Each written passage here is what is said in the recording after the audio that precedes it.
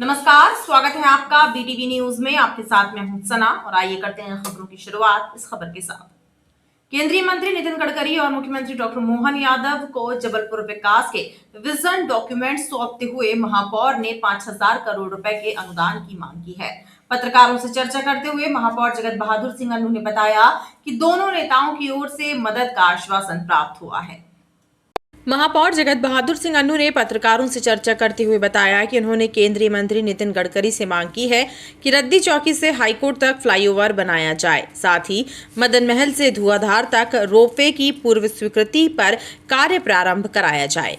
माननीय नितिन गडकरी जी से मैंने प्रमुख तौर पर दो मांगे रखी।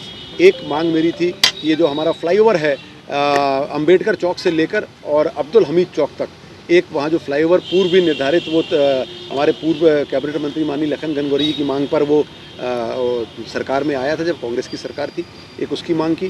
दूसरा मैंने एक रोपवे की मांग जो मैं पहले से कर रहा हूँ और उसको हम लोगों ने अपने बजट में भी लिया था, परंतु कुछ क्लियरिटी नहीं होने के कारण मैंने आज उनसे नितिन गडकरी साहब से मांग की है कि मदन महल किले से और हमारा धुआंधार तक एक रोपवे जिसमें 4 स्टॉपेज हों बीच में, एक ऐसा रोपवे बनाया जाए। दो मांगे उनसे करी। साथ ही मुख्यमंत्री डॉक्टर मोहन यादव को जबलपुर विकास के लिए विजन डॉक्यूमेंट सौंपते हुए 5,000 करोड़ रुपए के अनुदान की मांग की है। माननीय मुख्यमंत्री जी से मैंने कहा कि जबलपुर शहर के विकास के लिए एक पूर्व के तत्कालीन मुख्यमंत्री जी से भी मैंने जो मांग की थी 5,000 करोड़ कैसे कैसे जबलपुर शहर में लगाया जाए, 5 वर्ष में कैसे जबलपुर महानगर भोपाल इंदौर से बेहतर बनाया जा सकता है, उसकी एक पूरी रूपरेखा, पूरे एक विजन डॉक्यूमेंट मैंने बना के दिया था, वो आज उनको भी दिया मैंने।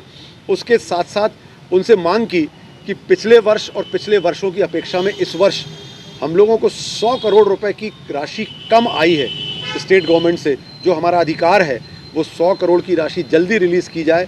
और चूँकि हमारा 1 महीने और 13 दिन से ज़्यादा हमारा पोर्टल जब हैक हुआ था तो हमारे मॉड्यूल्स चालू नहीं हुए। प्रॉपर्टी टैक्स का मॉड्यूल आज भी चालू नहीं हुआ, उसको चालू किया जाए। उसके साथ जबलपुर शहर को उपराजधानी बनाए जाने के लिए मैंने आज मांग की है और उनसे कहा है कि हर वर्ष एक कैबिनेट की बड़ी बैठक होना चाहिए और उसमें बड़ी सौगातें, 400 करोड़ नहीं, जिस तरीके से माननीय कमलनाथ जी के समय में 3,000 करोड़ की सौगात मिली थी, ऐसी ही हमको सौगातें जबलपुर शहर को मिलना चाहिए। यही मैंने आज उनसे दोनों से मांग की है। महापौर ने बताया कि ई नगर पालिका पोर्टल बंद होने की शिकायत भी उनके द्वारा मुख्यमंत्री से की गई है। पोर्टल बंद होने से नगर निगम की टैक्स कलेक्शन व्यवस्था ठप पड़ गई है और आर्थिक संकट खड़ा हो गया है। साइबर अटैक ने नगर निगम की टैक्स कलेक्शन व्यवस्था को छिन्न भिन्न कर दिया है। 1 महीने बाद भी ई नगर पालिका पोर्टल में सुधार नहीं हो पाया है। नगर निगम को करोड़ों रुपए का नुकसान हो रहा है। हैकर ने पूरा टैक्स रिकॉर्ड अस्त व्यस्त कर दिया है, जो अब तक दुरुस्त नहीं हो पाया है।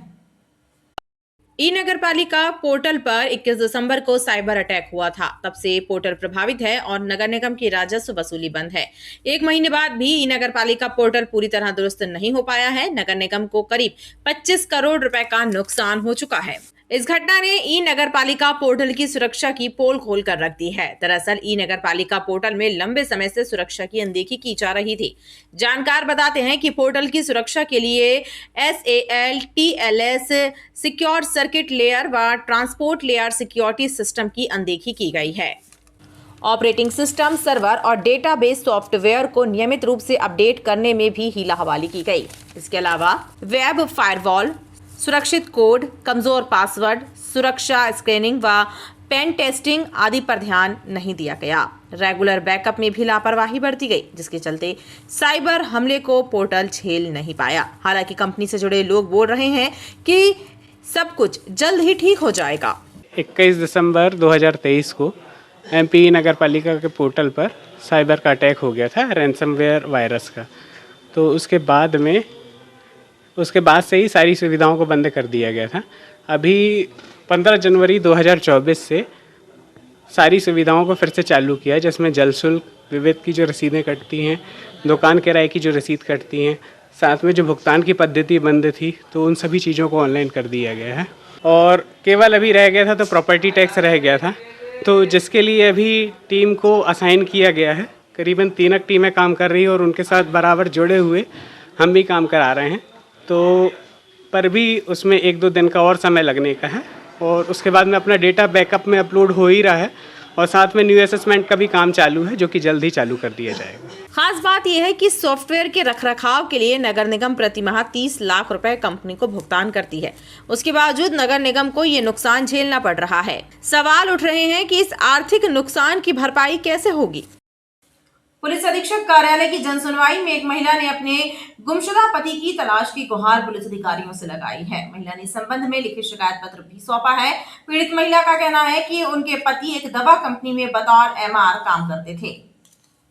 पुलिस अधीक्षक कार्यालय में मंगलवार को जनता दरबार के माध्यम से लोगों की शिकायतों को सुना गया। एसपी कार्यालय में कुल 42 शिकायतें दर्ज की गईं, जिनमें घरेलू विवाद, संपत्ति विवाद, धोखाधड़ी की शिकायतें शामिल थीं।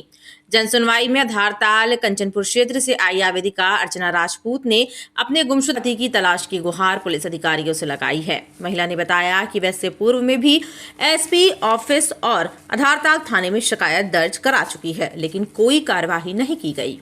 मेरे हस्बैंड मिसिंग है 12 तारीख से। 13 तारीख को मैंने जब धारताल थाने में रिपोर्ट कराई तो वहाँ से मुझे कोई आशाजनक जवाब नहीं मिला। सुबह उन्होंने बुलाया बट उन्होंने कुछ नहीं किया। उन्होंने बस ये कहा कि हस्बैंड वाइफ की लड़ाई होगी, वो चले गए होंगे, दिन भर में 7-8 केस आते हैं ऐसा करके। मैंने उनको बताया कि हमारे बीच ऐसी कोई भी बात नहीं है, अच्छे खासे वो घर से निकले थे, बट उन्होंने कुछ नहीं किया। उस समय उनका फ़ोन ऑन था। 17 तारीख को फिर मुझे पता चला कि एसपी ऑफिस में भी लगाना पड़ता आवेदन। मैं यहाँ आई, यहाँ पे आवेदन लगाया। 42 शिकायतें हमारे पास आई हैं, जिसमें पारिवारिक मामले, मारपीट संबंधी, धोखाधड़ी संबंधी और पुलिस द्वारा कोई कार्रवाई नहीं किए जाने संबंधी इस तरह की प्राप्त हुई हैं। सभी आवेदकों को गंभीरतापूर्वक सुना जाकर, क्योंकि जनसुनवाई का प्रकरण है, तो 7 दिवस में निराकरण करने हेतु सभी थाना प्रभारियों को और कुछ प्रकरणों में नगर पुलिस अधीक्षकों व अनुभागीय अधिकारियों को हमने इसे भेज दिया है और जल्द ही इसमें निराकरण कर आवेदकों को न्याय दिलाने का प्रयास किया जाए। एडिशनल एसपी सूर्यकांत शर्मा ने आवेदकों की शिकायतों को सुना और 1 सप्ताह के भीतर शिकायतों के निराकरण का आश्वासन आवेदकों को दिया।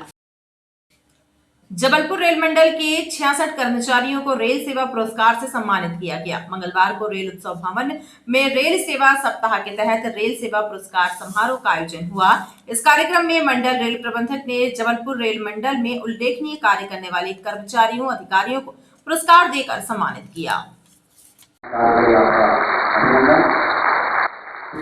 जबलपुर रेल मंडल के 66 कर्मचारियों, अधिकारियों को रेल सेवा के अति उल्लेखनीय कार्य के लिए पुरस्कृत कर सम्मानित किया गया। रेल उत्सव भवन में 68वें रेल सप्ताह के तहत रेल सेवा समारोह का आयोजन हुआ। इस कार्यक्रम में मंडल रेल प्रबंधक विवेकशील बतौर अतिथि शामिल हुए। समारोह में मुख्य अतिथि मंडल रेल प्रबंधक विवेकशील ने उत्कृष्ट कार्य करने वाले कर्मचारियों, अधिकारियों को पुरस्कृत किया। इस मौके पर विभिन्न विभागों को भी उनकी उत्कृष्ट सेवाओं के लिए दक्षता शील्ड प्रदान की गई। आज हमारे मंडल रेल प्रबंधक द्वारा जो अच्छे कर्मचारी थे, अच्छे डिपार्टमेंट जिन्होंने अच्छा कार्य किया है, उल्लेखनीय कार्य किया है, उनको पुरस्कृत किया गया है और माननीय डीआरएम मैडम और डीआरएम सर ने शिरकत की है इसमें और दोनों ने मिलकर पुरस्कार दिया है। समारोह में महिला कल्याण संगठन की अध्यक्षा श्रीमती गुरमीत कौर सहित मंडल के वरिष्ठ अधिकारी भी उपस्थित रहे। कार्यक्रम के दौरान विभिन्न रंगारंग कार्यक्रमों की भी शानदार प्रस्तुतियां दी गईं। सिद्धि शक्तिपीठ मां बूढ़ी खेरमाई मंदिर में मंगलवार को सामूहिक हनुमान चालीसा का पाठ और हनुमान जी की महाआरती का धार्मिक अनुष्ठान हुआ। टाइगर सेना के युवा कार्यकर्ताओं ने इस धार्मिक अनुष्ठान में बढ़ चढ़कर हिस्सा लिया।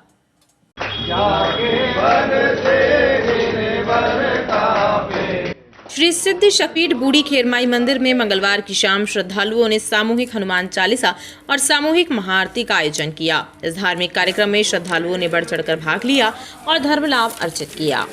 सामूहिक हनुमान चालीसा और महाआरती का आयोजन टाइगर सेना के द्वारा किया गया था। टाइगर सेना के द्वारा शहर के अलग अलग मंदिरों में 108 हनुमान चालीसा पाठ और महाआरती करने का संकल्प लिया गया है।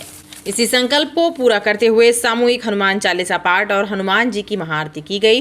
कार्यक्रम में पूर्व विधायक विनय सक्सेना भी शामिल हुए। मैं आज यहाँ पे लोग के द्वारा, पूरी युवा साथियों के द्वारा हनुमान चालीसा का पाठ किया जा रहा है।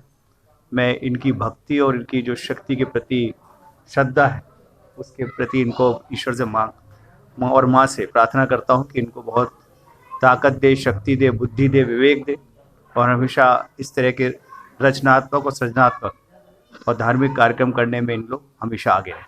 हम लोगों ने संकल्प लिया था कि 108 हनुमान चालीसा और हनुमान आरती का हम लोग आयोजन करेंगे। अलग अलग हनुमान जी के मंदिरों में जाके हर मंगलवार ये आयोजन होता है और आज हमारा ये 36वां आयोजन है और इसको हम बरकरार रखेंगे। 108 तक पूरा करना है, जो ईश्वर ने चाहा तो 1008 संकल्प तक हम इसको आगे करेंगे। और टाइगर सेना के द्वारा यह जो कार्य किया जा रहा है, इसका पूरा श्रेय टाइगर सेना के सभी सदस्यों को जाता है और साथ में अंकित ग्रोवर जो इस पूरे कार्य को अपने कंधों पर लेकर के चल रहे हैं और उनके माध्यम से यह एक अद्भुत कार्य हनुमान चालीसा का हो रहा है। इस सब के लिए वे बधाई के पात्र भी हैं। श्री राम जन्मभूमि अयोध्या में भी रामलला जी की प्राण प्रतिष्ठा के उपलक्ष्य में आयोजित इस कार्यक्रम में बड़ी संख्या में श्रद्धालु शामिल हुए और धर्म लाभ अर्जित किया। धर्म जागरण और मंदिरों के जीर्णोद्धार के संकल्प के साथ मां नर्मदा तट गौरी घाट से 7 फरवरी को धर्म संकल्प पदयात्रा निकाली जाएगी। पौराणिक अद्भुत विद्या संस्थान के संस्थापक स्वामी आकर्षण महाराज इस यात्रा का नेतृत्व करेंगे। संस्था के संस्थापक स्वामी आकर्षण महाराज ने पत्रकार वार्ता में इस पदयात्रा की जानकारी देते हुए बताया कि यात्रा का मुख्य उद्देश्य धर्म जागरण, संस्कृति संरक्षण, संवर्धन का कार्य करने के लिए किया गया है। यात्रा का समापन मैहर स्थित मां शारदा मंदिर में होगा। जबलपुर से निकाली जा रही धर्म संकल्प पदयात्रा सलीमनाबाद कटनी होते हुए 12 फरवरी को मां शारदा माता मंदिर मैहर पहुंचेगी। समस्त भक्तजनों के साथ में 7 फरवरी से 12 फरवरी तक ये यात्रा होने जा रही है।